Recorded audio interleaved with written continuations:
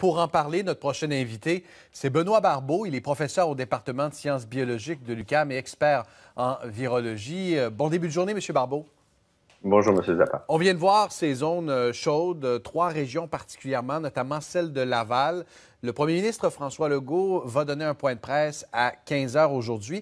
Est-ce qu'on doit s'attendre, avec l'arrivée de la 4e vague et la situation qui évolue rapidement, à ce que de nouvelles mesures soient mises en place pour tenter de la freiner, cette vague?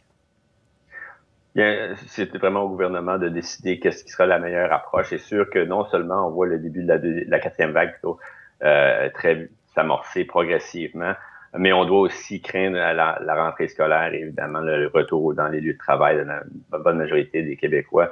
Alors, il pourrait y avoir des mesures restrictives imposées en ce moment. C'est sûr que le gouvernement veut minimiser ces mesures-là pour éviter justement de retourner à la case de départ presque, il y a un confinement qui était beaucoup plus sérieux.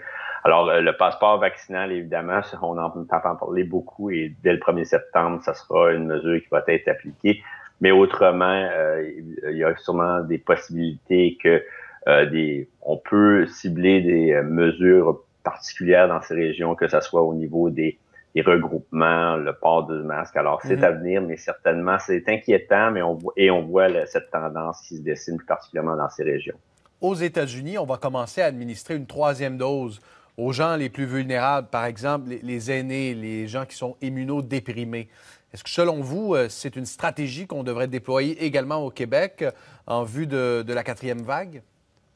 Bien, vous savez, cette 3e dose évidemment, n'est pas exactement acceptée par tous. Donc, il y a quand même beaucoup de doutes à savoir à quel point on devrait l'administrer maintenant, donc, et à qui. Donc, je crois qu'au niveau des immunosupprimés, c'est une bonne mesure, puisqu'en effet, eux répondent moins efficacement au niveau des vaccins. Au niveau des personnes âgées, dépendamment de quel groupe d'âge, ça pourrait être une option. Alors, au Québec, comme je l'ai dit, particulièrement ceux dont le système immunitaire est affaibli, je crois que ça c'est une très bonne option et ça devrait être mis de l'avant très prochainement. Et après coup, au niveau des aînés, bien, c'est à suivre. Mais il faut se rappeler quand même qu'à l'extérieur du Québec et du Canada, il y a des endroits à travers le monde où que le taux de vaccination est très faible et c'est plus à cet endroit-là qu'on doit mettre les efforts en ce moment. En terminant, M. Barbeau, le Canada est plongé en élection. On ne peut pas dire que les citoyens sont frappés de la fièvre électorale. Par contre, on a vu des rassemblements,